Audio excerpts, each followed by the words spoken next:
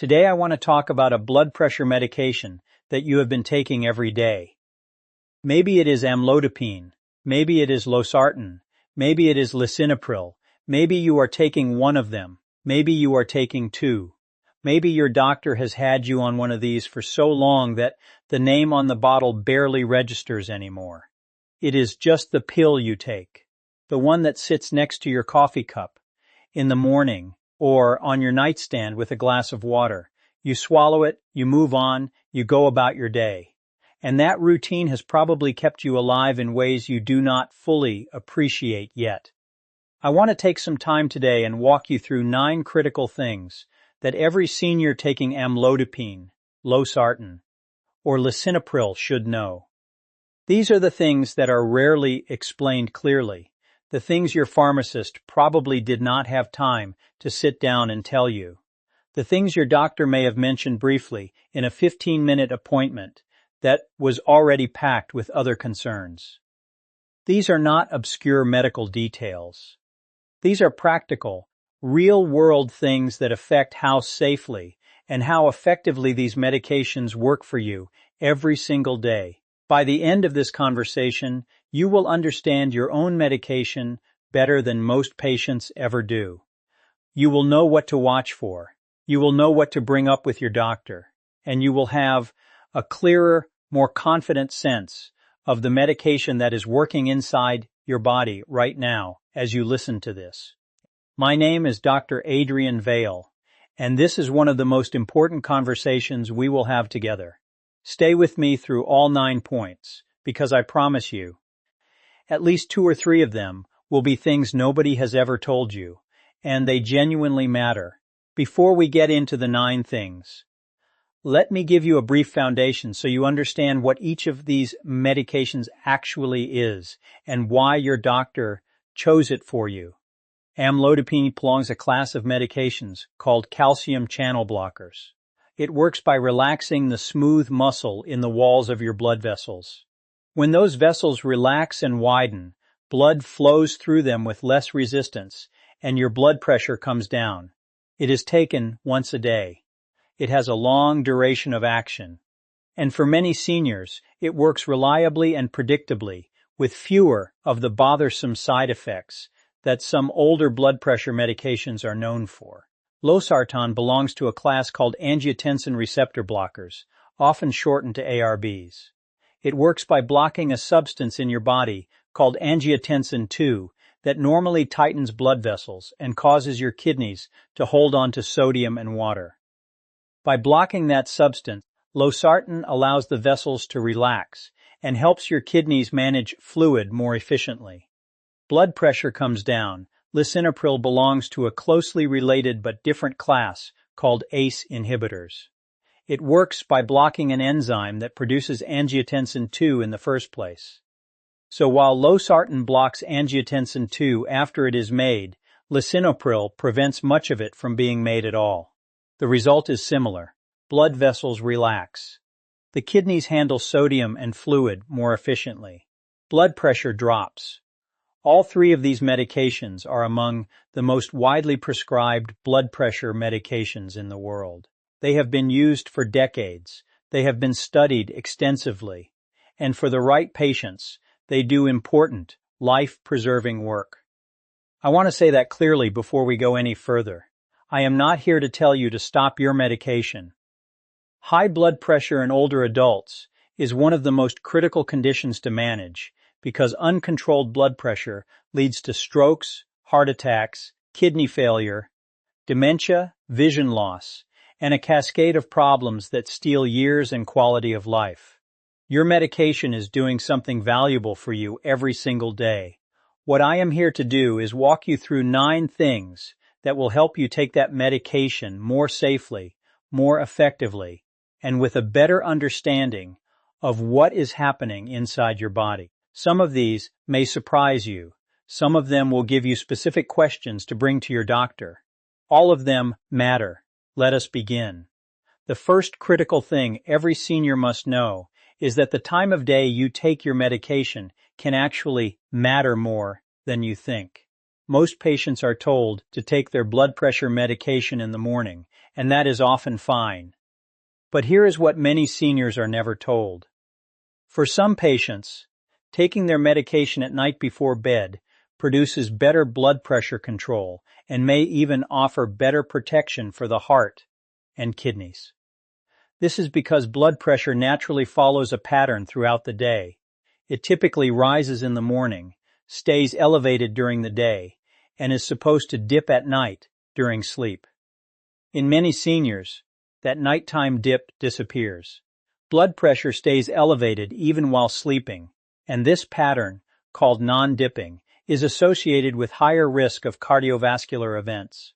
Research has suggested that for some patients, taking blood pressure medication at bedtime can help restore that natural nighttime dip and may improve outcomes. And this is important, this is not a change you should make on your own.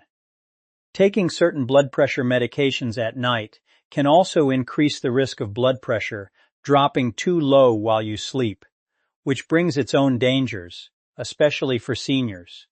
The point is not that you should switch to nighttime dosing. The point is that the timing of your medication is a conversation worth having with your doctor.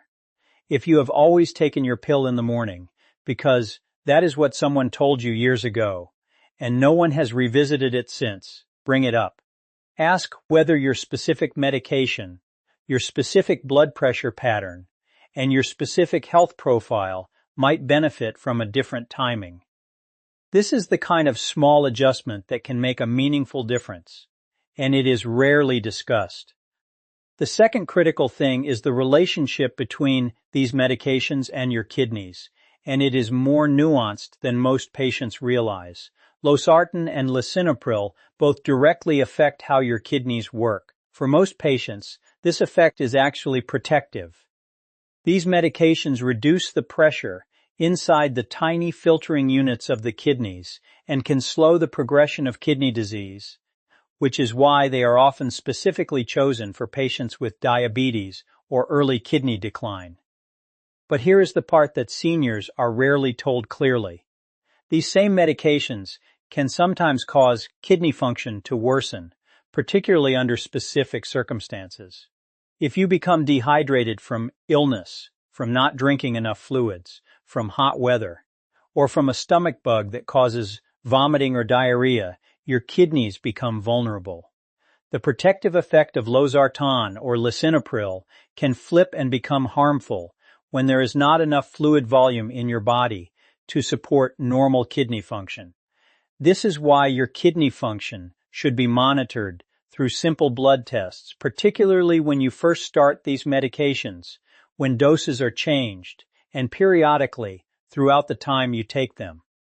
And this is why, if you become significantly ill with vomiting, diarrhea, high fever, or any situation where you cannot keep fluids down, you should contact your doctor.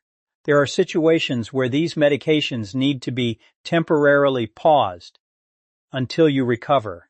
Knowing this one fact can protect your kidneys in a moment when they are most vulnerable. Amlodipine does not directly affect the kidneys in the same way, but it works alongside these other medications and contributes to overall blood pressure levels that influence kidney health. If you are taking amlodipine together with Losartan or Lisinopril, the kidney monitoring conversation applies to you as well. The third critical thing is about a side effect that sounds minor but can be life-altering for seniors: falls.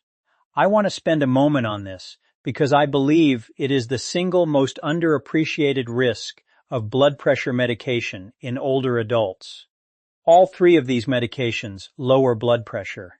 That is their job, and they do it well. But lower blood pressure means that when you stand up from sitting or lying down, there can be a brief moment when blood does not reach your brain quickly enough. You feel dizzy. You feel lightheaded. Maybe your vision goes gray for a second. This is called orthostatic hypotension, and for most younger patients, it is a momentary inconvenience. For seniors, it is a potential catastrophe. Falls in older adults are one of the leading causes of hospitalization, disability, and loss of independence. A broken hip from a fall can set off a chain of events: surgery, immobility, infection, Cognitive declines it as a warning sign. You stand up from your chair, you feel a tiny wobble. You steady yourself, you think nothing of it. And then one morning, that tiny wobble becomes a fall that changes everything. Here is what I want every senior on these medications to practice until it becomes second nature. When you get out of bed in the morning, sit on the edge of the bed first. Sit there for 30 seconds. Let your body adjust. Then stand up slowly, keeping one hand on something stable. Wait another few seconds before you start walking.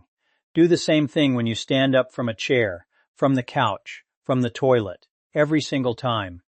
This is not a suggestion for frail patients. This is a recommendation for every senior on blood pressure medication, regardless of how strong or steady you feel. The morning is the highest risk time because blood pressure tends to be lowest after a night of sleep and your body has been lying flat for hours. Getting up quickly from bed in the morning while on blood pressure medication is one of the most common scenarios for falls that I see in my practice. Be careful after hot showers and baths. Heat dilates blood vessels. When you combine that natural dilation with medications that are already relaxing your blood vessels, blood pressure can drop significantly. Sit for a moment after a hot shower before standing. These small habits practiced every day are among the most effective fall prevention measures any senior can adopt. The fourth critical thing is about a side effect specific to amlodipine that many patients experience but few connect to their medication: ankle swelling. Amlodipine relaxes blood vessels, and the small vessels in your legs and feet can relax enough to allow fluid to seep into the surrounding tissues. The result is swelling in the ankles and lower legs that is often worse in the evening, better in the morning, and can range from mild puffiness to significant swelling that makes your shoes feel tight and your legs feel heavy. I want to be direct about this because I have seen too many patients suffer with this for months or even years without realizing their medication is the cause. Some patients are prescribed additional medications like diuretics to manage the swelling without anyone addressing the root cause. Some patients assume the swelling is just a part of aging and never mention it. The reality is that amlodipine-related ankle swelling is dose-dependent. Lowering the dose often reduces or eliminates it. Switching to a different calcium channel blocker or a different class of blood pressure medication entirely can resolve it. Adding an ARB like Losartan to amlodipine can sometimes reduce the swelling because of how the two medications interact with blood vessel tone. There are options. If your ankles are swollen and you are on amlodipine, this is not something you need to simply accept. Bring it to your doctor and have a conversation about whether an adjustment could help. The fifth critical thing is about a side effect specific to lisinopril that is one of the most common reasons patients stop taking it, and yet it is often poorly explained. The cough. Lisinopril and other ACE inhibitors can cause a persistent, dry, irritating cough that does not respond to cough medicine and does not go away on its own as long as you are taking the medication. This cough is not dangerous. It does not mean anything is wrong with your lungs. It happens because ACE inhibitors increase levels of a substance called bradykinin in your airways, which can trigger the cough reflex. The cough can range from a mild occasional throat clearing to a persistent, disruptive cough that interferes with sleep, conversations, and daily life. It affects roughly 1 in 5 patients on ACE inhibitors. Though some estimates are higher, it can begin within weeks of starting the medication, or sometimes months later, which is why patients do not always connect it to lisinopril. Here is the important part. If you have a persistent dry cough and you are taking lisinopril, please tell your doctor. The solution is usually straightforward. Switching from lisinopril to an ARB like Losartan, which works through a similar but different mechanism and does not typically cause the cough, often resolves the problem entirely while maintaining the same blood pressure protection. This is one of the most common medication switches in all of blood pressure management, and it is a simple conversation with your doctor. You do not need to suffer with a cough for months wondering what is wrong. If lisinopril is causing it, the fix is usually easy and effective. The sixth critical thing is about potassium, and this one requires your careful attention if you are taking Losartan or Lisinopril. Both of these medications can cause potassium levels in your blood to rise. For most healthy patients with normal kidney function, this is a minor effect that the body manages without difficulty. But for seniors, who may have age-related decline in kidney function, who may be taking other medications that also raise potassium, or who may have diabetes or other conditions that affect potassium balance, this effect can become genuinely dangerous. High potassium in the blood, a condition called hyperkalemia, can affect the electrical activity of the heart. In mild cases, there may be no symptoms at all. In moderate cases, you might feel muscle weakness, tingling, or numbness. In severe cases, it can cause life-threatening, irregular heart rhythms without much warning. This is why patients on Losartan or Lisinopril should have their potassium levels checked through routine blood work. This is especially important when first starting the medication, when doses are changed, and at regular intervals while you continue taking it. If you have been on one of these medications for years and cannot remember the last time your blood work was checked, please bring this up with your doctor. Be aware of dietary sources of potassium. Bananas, oranges, tomatoes, potatoes, avocados, beans, spinach, and other leafy greens are all relatively high in potassium. I am not telling you to avoid these foods. They are healthy, and for most patients, normal consumption is perfectly fine. But if your doctor has told you to watch your potassium, or if your blood work has shown levels trending higher, be mindful of how much of these foods you are consuming in a single day. Also be aware of salt substitutes. Many salt substitutes marketed as heart-healthy alternatives use potassium chloride instead of sodium chloride. If you are on Losartan or Lisinopril and you are using a salt substitute, check the label. If it contains potassium chloride, mention this to your doctor, because the additional potassium from a salt substitute used daily can be enough to push levels into a concerning range, particularly in a senior with some degree of kidney decline. Seventh critical thing is about how these medications interact with common over-the-counter products that you might not think twice about taking. This is one of the most practically important things I can tell you today. Non-steroidal anti-inflammatory drugs, commonly known as NSAIDs, which include ibuprofen and naproxen, can interfere with the effectiveness of all three of these blood pressure medications. NSAIDs can cause the body to retain sodium and water, which raises blood pressure and partially counteracts what your medication is trying to do. They can also reduce blood flow to the kidneys, which when combined with Losartan or Lisinopril, can increase the risk of kidney problems. Many seniors take ibuprofen or naproxen regularly for arthritis pain, back pain, headaches, or general aches, and may not realize that these common pain relievers are working against their blood pressure medications. If you are taking one of these blood pressure medications and you regularly use ibuprofen or naproxen, please discuss this with your doctor. There may be better pain management options that do not interfere with your blood pressure control. Acetaminophen, for example, does not have the same effect on blood pressure or kidney function and may be a safer choice for many seniors, though it has its own considerations that your doctor can discuss with you. Also be aware of certain supplements and herbal products. Some herbal products can affect blood pressure, potassium levels, or kidney function in ways that interact with these medications. If you take any supplements, vitamins, or herbal products, make sure your doctor and pharmacist know about all of them.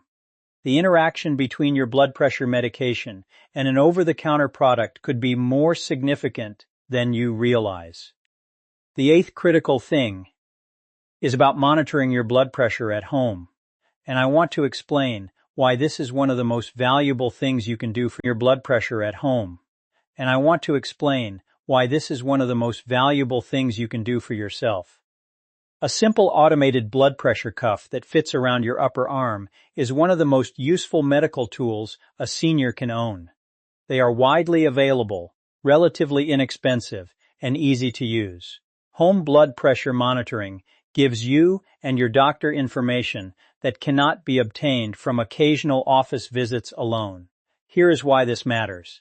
Many patients have what is called white coat hypertension, where blood pressure readings in the doctor's office are higher than they are at home because of the stress and anxiety of being in a medical setting. Other patients have the opposite pattern, called masked hypertension, where blood pressure appears normal in the office but is actually elevated at home during normal daily life.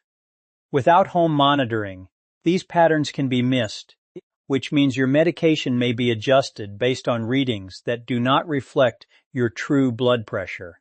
When you check your blood pressure at home, sit quietly for 5 minutes first. Sit in a chair with your back supported and your feet flat on the floor. Place the cuff on your bare upper arm, not over clothing. Rest your arm on a table so that the cuff is at the level of your heart. Do not talk during the reading. Take 2 readings about a minute apart and record both. Check at the same time each day. Ideally in the morning, before taking your medication, and again in the evening. Keep a simple log, whether on paper or in a notebook, and bring it with you to your doctor appointments. This log is one of the most useful things you can hand your doctor. It provides a picture of your blood pressure over time that is far more informative than a single reading taken in an office while you were already thinking about the parking meter, now your target.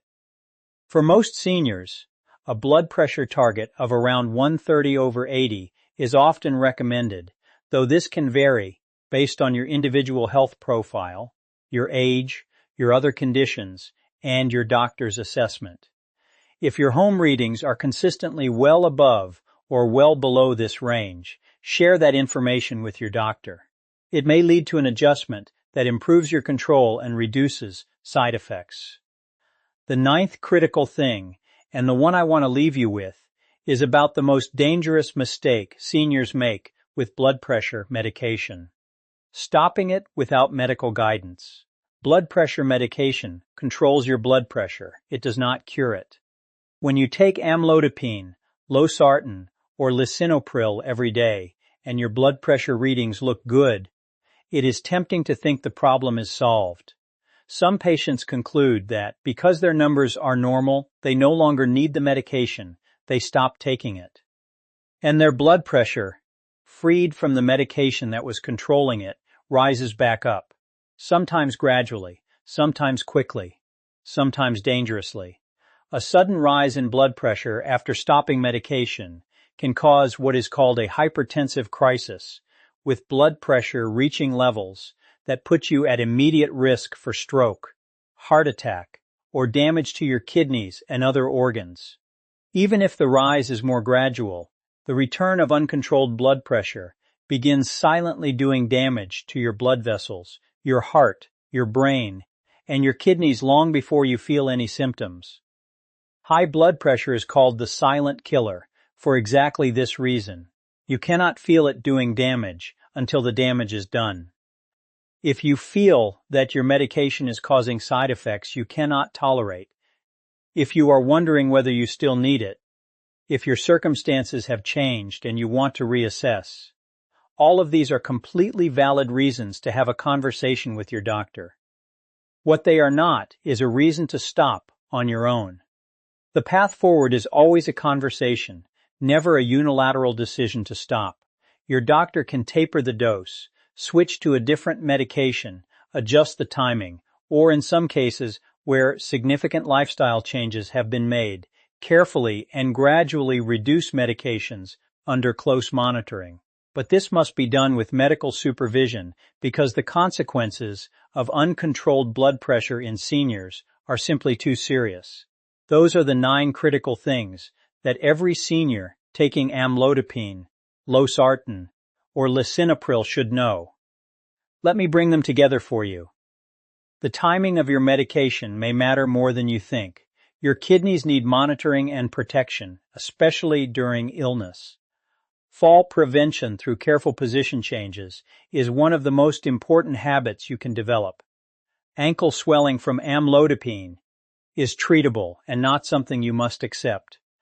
The cough from lisinopril has a straightforward solution. Potassium levels need watching, particularly with losartan and lisinopril. Over-the-counter pain relievers can work against your blood pressure medication. Home blood pressure monitoring is one of the most valuable tools you can use, and stopping your medication without guidance is one of the most dangerous things you can do. I want to take a moment to say something that I believe deeply. You are not just a patient with a blood pressure number.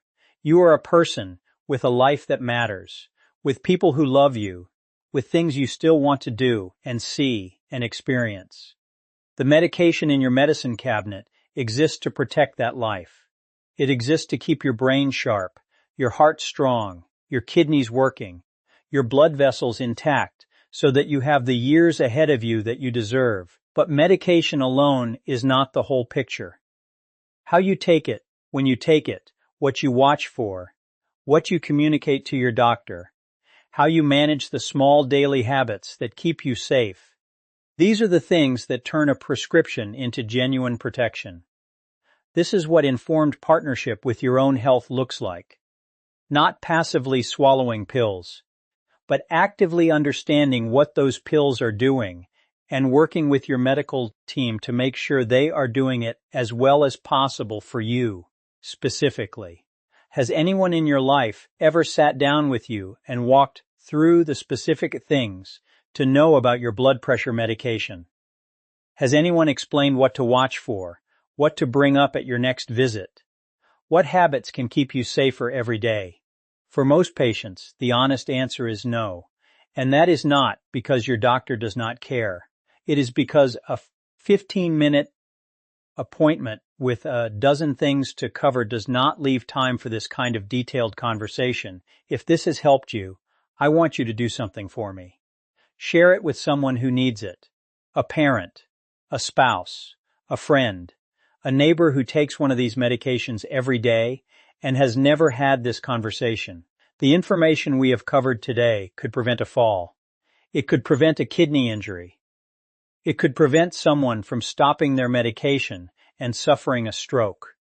It could simply give someone the confidence to ask their doctor a question they have been carrying around for months. That is worth sharing. And tell me in the comments. Tell me which of these 3 medications you are taking. Tell me which of these 9 points was new to you.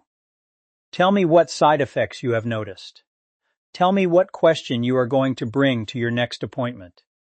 The community that forms in those comments helps more people than you realize, because someone reading your experience may recognize their own situation for the first time. I want to close with this. The small bottles in your medicine cabinet hold something remarkable. Decades of medical research distilled into tablets that work quietly inside your body every single day to keep you well. Amlodipine relaxing your blood vessels so your heart does not have to push so hard. Losartan blocking the chemical signals that would otherwise tighten those vessels and burden your kidneys. Lisinopril preventing those signals from being made in the first place. These are not minor accomplishments. These medications have collectively prevented millions of strokes, millions of heart attacks, millions of cases of kidney failure. They have given people years with their grandchildren, years in their gardens, years of conversations and meals, and ordinary beautiful days that would not have existed without them. Your job is to be a good partner to these medications, to take them consistently, to monitor yourself thoughtfully, to communicate openly with your doctor, to practice the small daily habits that keep you safe, and never stop learning about the tools that are helping you live well. Everything I have shared with you today is for educational purposes, to help you understand 3 of the most commonly prescribed blood pressure medications. and to give you practical knowledge to discuss with your own physician. Every patient is different,